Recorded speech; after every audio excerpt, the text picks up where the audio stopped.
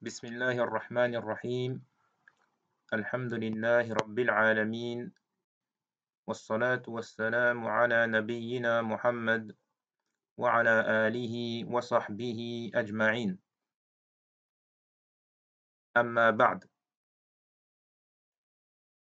Donc ceci est la deuxième partie de l'explication liée aux dernières questions que j'avais posées sur les cours numéro 6 à 8. Et j'avais exposé dans la première partie 3 points. Tout d'abord, une rectification d'une erreur de traduction dans l'édition traduite en français dans la version traduite en français par les éditions Ibn Badis du livre que nous étudions. Le deuxième point était un éclaircissement sur la question numéro 6 portant sur le nom d'Allah subhanahu wa ta'ala, El-Jabbar.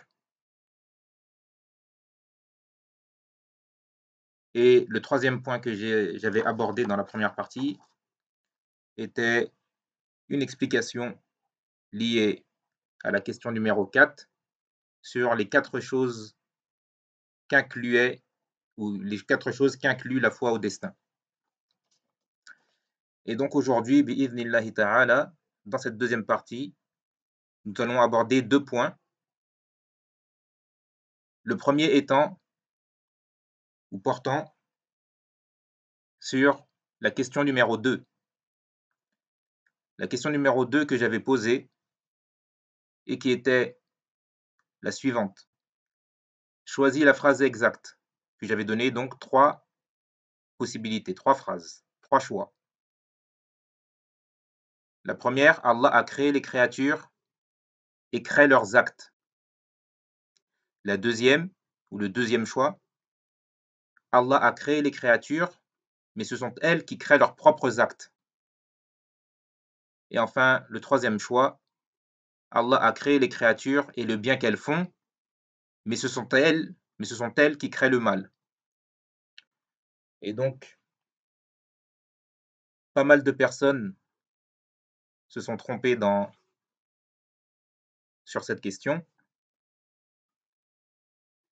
Et j'ai trouvé opportun d'apporter une explication, tout d'abord, de la bonne réponse, puis une réfutation des 2 autres réponses qui étaient donc erronées. Donc, la bonne réponse était la première, le premier choix, c'est-à-dire qu'Allah subhanahu wa ta'ala a créé les créatures et a créé leurs actes, tous leurs actes, bons et mauvais. Allah subhanahu wa ta'ala, il crée les créatures et il crée leurs actes également. Et la preuve de cela, c'est lorsqu'Allah subhanahu wa ta'ala nous dit dans le Coran, à la sourate Ar-Ra'd, le tonnerre, au verset 16, Allah subhanahu wa ta'ala nous dit Allahu khaliqu kulli shay'in. Allah est le créateur de toutes choses. Allah est le créateur de toutes choses. Et étant donné que les actes des créatures sont des choses, donc elles rentrent dans ce verset. Et de là, on comprend qu'Allah subhanahu wa ta'ala les a créés, tout comme il a créé leurs auteurs. Allah subhanahu wa ta'ala a créé les créatures et il a créé leurs actes, qu'ils soient bons ou mauvais. Également, dans un autre verset, Allah subhanahu wa ta'ala, un verset encore plus explicite, Allah subhanahu wa ta'ala nous dit Wallahu khalaqakum wa ma ta'maluna. Allah vous a créé, vous et ce que vous faites. et ce que vous faites, yani vos agissements, vos actes. Et ça, c'est dans la sourate As-Saffat, les rangées, au verset 96. Donc ce verset est explicite dans le fait qu'Allah subhanahu wa ta'ala a créé les gens et il crée également ce qu'ils font, leurs actes.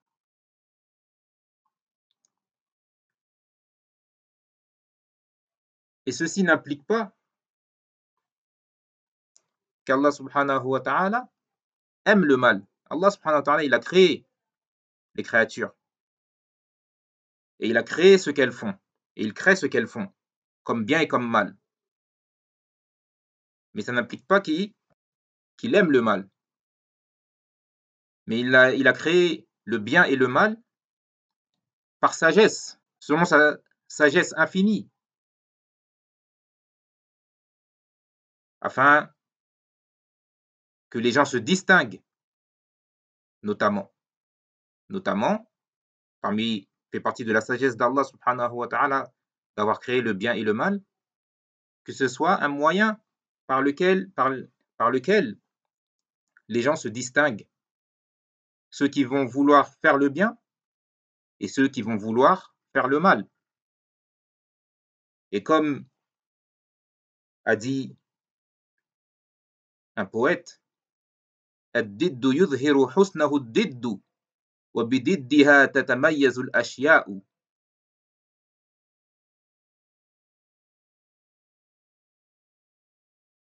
Une chose, la beauté d'une chose apparaît. La beauté d'une chose apparaît par son contraire. Et c'est par leur contraire que les choses se distinguent. S'il n'y avait pas de mal, s'il n'y avait pas de mal, alors tout le monde ne ferait que le bien et on ne saurait même plus, on ne saurait même pas ce qu'est le bien, car ce serait la seule chose qui existe. Et s'il n'y avait que le mal, on ne connaîtrait rien d'autre que cela. Et donc on ne saurait pas ce qu'est réellement le mal.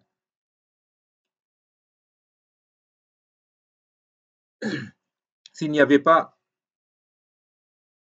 la pauvreté, on ne se rendrait pas compte du bienfait, de la richesse et des biens que l'on possède. Et pareillement, s'il n'y avait pas la richesse, s'il n'y avait pas de richesse, alors les gens ne se rendraient pas compte qu'ils sont dans un état de pauvreté. Donc, chaque chose se distingue d'une autre par son contraire. Et c'est pour cela, ça fait partie des sagesses pour lesquelles Allah subhanahu wa ta'ala a créé le bien et le mal. Donc Allah subhanahu wa ta'ala a créé tout cela. Il a créé les créatures et il a créé leurs actes, les bons comme les mauvais. Également, parmi les sagesses qu'il y a dans le fait d'avoir créé le bien et le mal, c'est afin que les gens de bien réprouvent le mal et corrigent le mal et conseillent celui qui agit mal.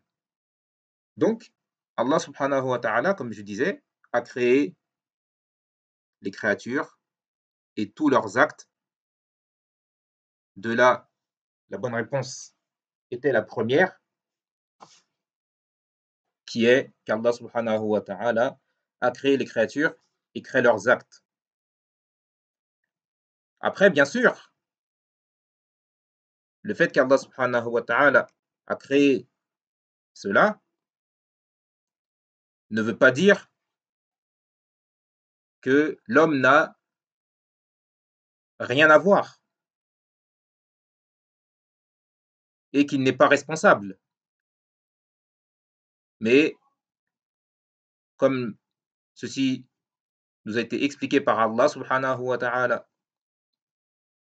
et par son prophète sallallahu alayhi wa sallam, et que les savants sont venus nous détailler.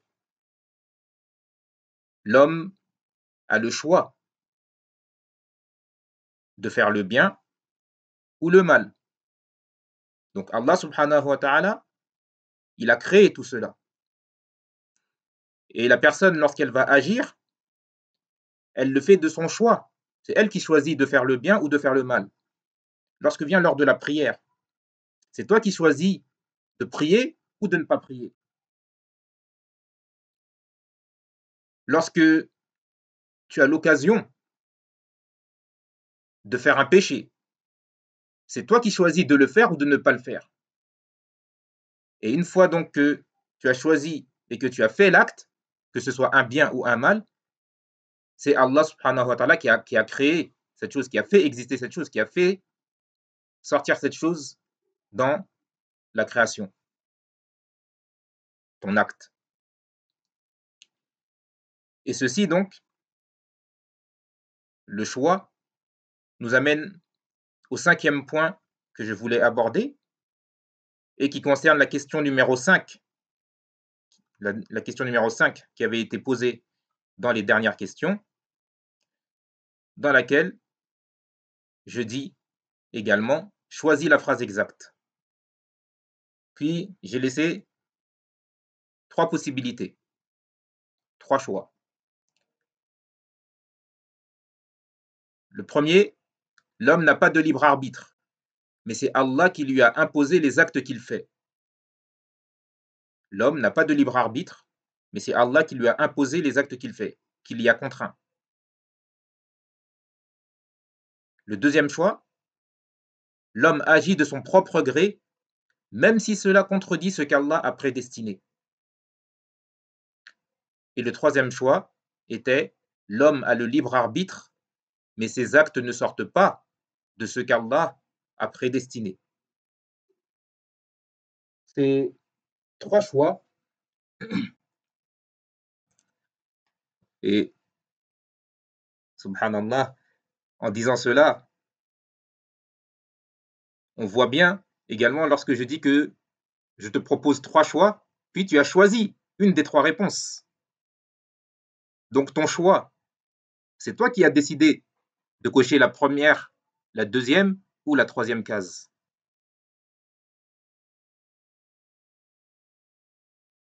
Par ta propre volonté, tu l'as fait. Ce qui prouve que l'homme a un libre arbitre. La première réponse qui dit l'homme n'a pas de libre arbitre, mais c'est Allah qui lui a imposé les actes qu'il fait. Cette parole, c'est la croyance d'une secte égarée qui sont les Djabrites. Les Djabrites. C'est pris du mot en arabe al-Jabr.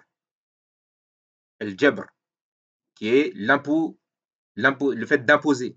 Le fait d'imposer.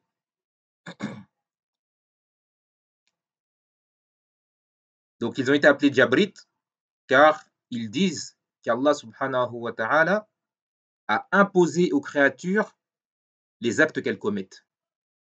C'est-à-dire que les créatures n'ont pas de choix. L'homme n'a pas de libre arbitre. L'homme n'a pas de libre arbitre. Allah ne lui a pas donné la possibilité de choisir entre le bien et le mal, mais lui a imposé tout ce qu'il fait. Tout ce qu'il fait comme bien, c'est Allah qui l'a forcé et qui l'a contraint à le faire contre sa volonté. Enfin, sans qu'il ne le décide, plutôt. Allah subhanahu wa ta'ala l'a contraint à faire ce bien sans qu'il ne décide de le faire, sans que l'homme ne décide de le faire. Et s'il commet un mal, s'il commet un péché, ils disent, cette secte, ils disent, s'il commet un péché, c'est Allah qui l'a contraint à commettre ce péché et sans que l'homme n'ait la possibilité de décider et de choisir. Et cette croyance, il n'y a pas de doute que c'est une croyance fausse, car elle implique qu'Allah subhanahu wa ta'ala est injuste. Parce que celui qui croit cela, que l'homme n'a pas de libre arbitre, et que c'est Allah subhanahu wa ta'ala qui lui a imposé tous ses actes, tout ce qu'il fait, ça veut dire, pour cette personne, qu'Allah subhanahu wa ta'ala choisit selon son bon vouloir qui il récompense par le paradis en le forçant à faire le bien et qui il châtie par l'enfer en le forçant à faire le mal. Ça voudrait dire qu'Allah subhanahu wa ta'ala a forcé et contraint tel homme à être dans le chemin du bien pour le mettre au final au paradis. Et qu'Allah subhanahu wa ta'ala a choisi et contraint tel autre homme d'aller de suivre le chemin du mal pour finir en enfer. Et il n'y a pas de doute donc pour celui qui réfléchit et qui sait qu'Allah subhanahu wa ta'ala n'est pas injuste. وَلَا يَظْلِمُ رَبُّكَ أَحَدًا. Ton Seigneur n'est injuste envers personne, comme il nous le dit. Donc, ceci prouve clairement la fausseté de cette croyance. Si elle implique cela, c'est que c'est une croyance fausse, car elle implique qu'Allah subhanahu wa ta'ala soit injuste, ce qui est faux. Et celui qui est contraint,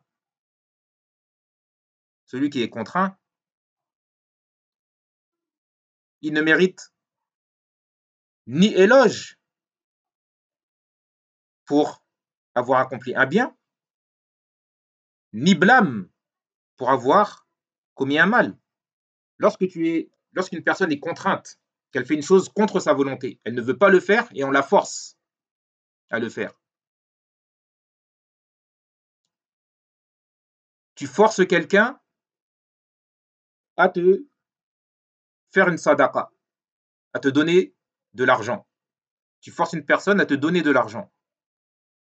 Est-ce que cette personne, le fait qu'elle t'a donné cet argent, est-ce qu'elle est récompensée pour ça? Est-ce qu'elle mérite des louanges pour ça, des éloges? Non. Et une autre personne, elle est forcée, quelqu'un la force à tuer. Et lui dit, si tu ne tues pas un tel, je te tue.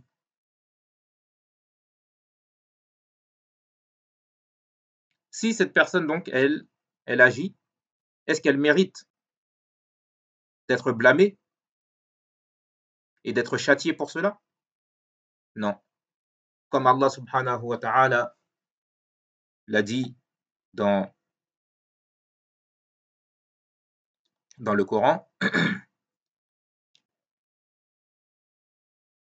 par rapport à celui qui a été contraint à accomplir un acte de mécréance, hein, Allah subhanahu wa ta'ala nous dit clairement dans le Coran que cette personne, il ne lui est pas tenu rigueur de ce qu'elle a fait comme mécréance. Illa man ukriha wa qalbuhu mutma'innun bil iman. Sauf celui qui a été contraint alors que son cœur reste plein de la sérénité de la foi.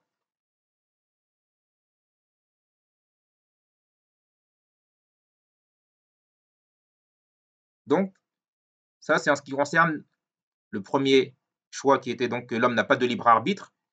Hein. La fausseté de cette croyance apparaît clairement lorsque l'on comprend qu'elle implique qu'Allah subhanahu wa ta'ala serait injuste car il force des gens à faire du bien pour les récompenser et qu'il force des gens à faire du mal pour les châtier.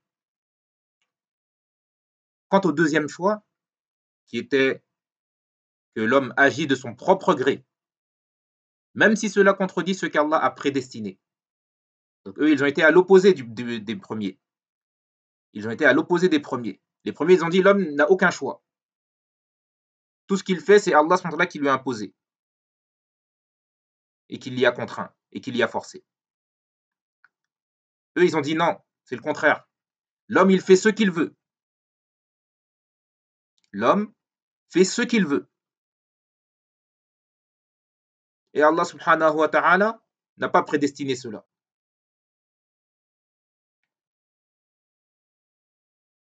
Allah n'a pas prédestiné ce qu'Allah subhanahu wa ta'ala, ce que cet homme a fait. Cette croyance, c'est la croyance des Qadarites, une autre secte égarée. La croyance des Qadarites. Ils ont été appelés Qadarites car ils ont nié le destin. Car ils ont nié le destin. Et leur croyance que je viens de citer, comme quoi l'homme agit de son propre gré et qu'Allah subhanahu wa ta'ala n'a pas prédestiné ses actes, leur croyance, elle implique donc qu'Allah subhanahu wa ta'ala serait ignorant de certaines choses et qu'il arrive dans sa création ce à quoi il ne s'attendait pas. Si on dit qu'Allah subhanahu wa ta'ala n'a pas prédestiné ce que l'homme a fait, ça implique donc qu'Allah subhanahu wa ta'ala n'a pas su ce que cet homme allait faire jusqu'à ce que cet homme le fasse. Et ceci donc également est totalement faux, car nous savons bien qu'Allah subhanahu wa ta'ala, parmi ses noms sublimes, il y a Al-Alim, l'omniscient, celui qui sait tout. Allah subhanahu wa ta'ala, dans plusieurs versets, cite ce nom. Et il nous dit qu'il est Al-Alim, l'omniscient. Il nous dit wa huwa bi kulli shay'in alim, qu'il est savant de toutes choses.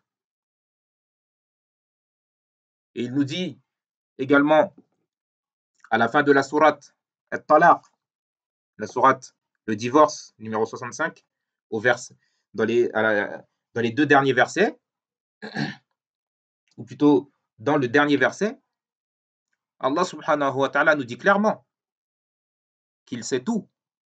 Il dit Allahu alladhi khalaqa sab'a samawati wa min al-ardi mithlahun yatanazzalu al-amru baynahun lita'lamu anna Allah ala kulli shay'in qadir wa anna Allah qad ahata bi kulli shay'in ilma. C'est-à-dire, Allah est celui qui a créé 7 cieux et autant de terres. Son ordre descend entre eux afin que vous sachiez qu'Allah est capable de toutes choses et qu'Allah a englobé toutes choses de sa science. Et également, les prophètes d'Allah, subhanahu wa ta'ala, les messagers, Allah nous rapporte de plusieurs messagers. Il nous rapporte d'Ibrahim alayhi salam qui dit Wasi'a Rabbi kulla shay'in ilma. Mon Seigneur a englobé toutes choses de sa science. Et il nous a rapporté, Allah nous a rapporté de Moussa alayhi salam qu'il a dit Innama ilahukumullah alladhi la ilaha illa huwa wasi'a kulla shay'in ilma. Certes, votre Dieu est Allah, celui en dehors de qui il n'y a pas de divinité digne d'adoration.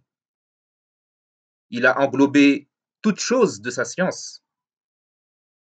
Et également Shu'aib, alayhi salam, qui dit « Wasi'a rabbuna kulla shay'in ilma » Notre Seigneur a englobé toute chose de sa science. Et les anges qui disent dans leur invocation pour les croyants, hein, en invoquant pour les croyants, ils invoquent Allah subhanahu wa ta'ala pour les croyants en lui disant Rabbana wasi'ta kulla shay'in rahmatan wa ilma. Ô notre Seigneur, tu as englobé toute chose de ta miséricorde et de ta science. Puis ils invoquent pour les croyants. Donc, la science d'Allah subhanahu wa ta'ala de toute chose et entre dans les choses, les actes de ces créatures, est une preuve donc qu'Allah subhanahu wa ta'ala a su tout ce que ces créatures allaient commettre. Et que donc, si Allah subhanahu wa ta'ala l'a su, et ici, je vais revenir sur les 4 points du qadar, les 4 points du destin, les 4 points qu'inclut la foi au destin. Le fait de croire au destin, ça inclut 4 choses, nous avons dit. La première, c'est qu'Allah subhanahu wa ta'ala a su tout ce qui allait arriver dans les cieux et sur terre. Il l'a su. Tout ce qui allait arriver dans les cieux et sur terre, comme bien et comme mal, de toutes les créatures, Allah subhanahu wa ta'ala l'a su. Et celui qui rejette cela, celui qui nie cela, il a certes mécru. S'il dit qu'Allah subhanahu wa ta'ala n'a pas su tout ce qui allait arriver, il a mécru car il a ici blasphémé contre Allah subhanahu wa ta'ala en le qualifiant d'ignorant. C'est une qualification d'ignorance qu'il a proférée contre Allah subhanahu wa ta'ala. Donc Allah subhanahu wa ta'ala a su tout ce qui allait arriver dans les cieux et sur terre. Et tout ce que ces créatures allaient faire, comme bien et comme mal. Le deuxième point, c'est qu'Allah subhanahu wa ta'ala l'a écrit. Ce qu'Allah subhanahu wa ta'ala a su, il l'a écrit. Il a su que telle personne allait faire telle chose, tel jour à telle heure, et il l'a écrit. Que ce soit un bien ou un mal. Il n'a pas obligé cette personne à le faire. Il a su qu'elle allait le faire. Il a su qu'elle allait le faire. Donc il l'a écrit. Puis il a voulu, troisièmement, le troisième point, il a voulu que cette chose, hein, il a voulu que tout ce qu'il avait su et tout ce qu'il avait écrit, il a voulu que ça arrive. Il a voulu que ça arrive. Même s'il ne l'aime pas, il a voulu que ça arrive. Et on revient encore à ce que je disais tout à l'heure, que même le mal qui arrive, Allah subhanahu wa ta'ala a voulu qu'il arrive, et il y a dans cela une sagesse, parmi lesquelles le fait de quoi? Que le bien se distingue du mal, et que les gens de bien se distinguent des gens du mal. Et enfin, quatrièmement, le quatrième point qu'inclut la foi au destin, c'est qu'Allah subhanahu wa ta'ala donc a créé tout cela. Allah subhanahu wa ta'ala a su tout ce qui allait arriver, il a écrit tout ce qui allait arriver, il a voulu tout ce qui va arriver, et il l'a créé, il l'a fait exister, il l'a fait arriver. Chaque chose est arrivée au moment voulu et au moment qu'Allah subhanahu wa ta'ala a su que cette chose allait arriver à ce moment-là. Donc si tu as compris cela, tu as compris que si Allah subhanahu wa ta'ala a su les actes que tu allais commettre, donc ce n'est pas possible que ça contredise ceux qu'il a prédestinés, ceux qu'il a écrits. Et c'est pour cela donc que la bonne réponse à cette question était la troisième. Et alhamdulillah, la grande majorité d'entre vous ont donné la bonne réponse, et qui est que l'homme a le libre arbitre. L'homme a le libre arbitre, mais ses actes ne sortent pas de ce qu'Allah a prédestiné. Allah subhanahu wa ta'ala a donné à l'homme donc une volonté et une capacité à agir. Hein. L'être humain, il sait quand il fait une chose de son choix, hein, quand il fait une chose par choix, et quand il fait une chose parce qu'on l'y a contraint, parce qu'il est obligé et qu'il ne peut pas empêcher cette chose. Donc l'homme a un libre arbitre et il a une capacité qu'Allah lui a donnée.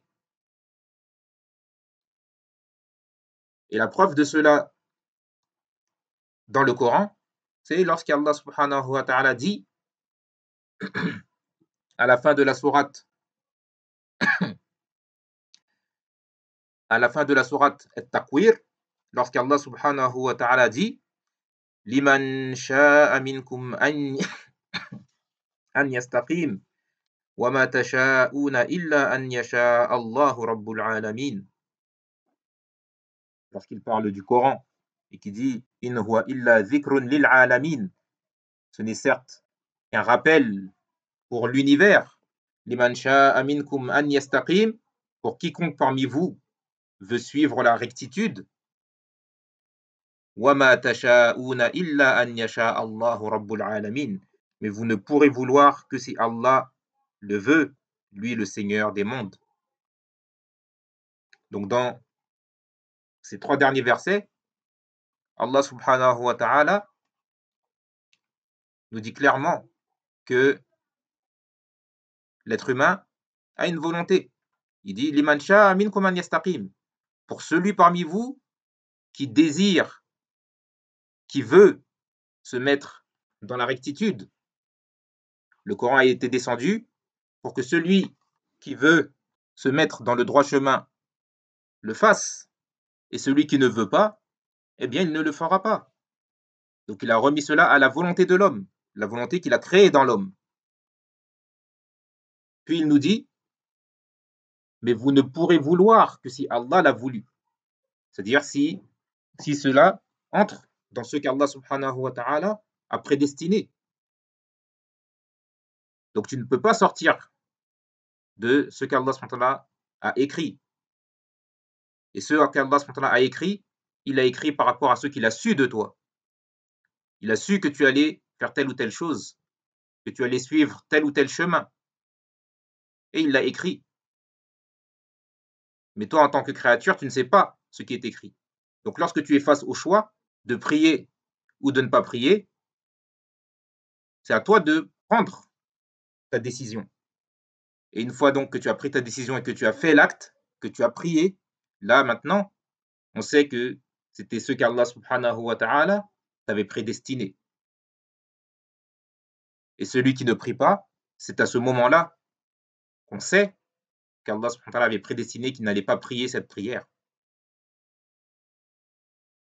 Donc voilà, en gros, l'explication que je voulais donner sur ces quelques points. Et je demande à Allah subhanahu wa ta'ala de nous accorder la science bénéfique et de nous faciliter l'accomplissement des œuvres pieuses, des œuvres vertueuses. هذا وصلى الله وسلم على نبينا محمد وعلى آله وصحبه أجمعين والحمد لله رب العالمين.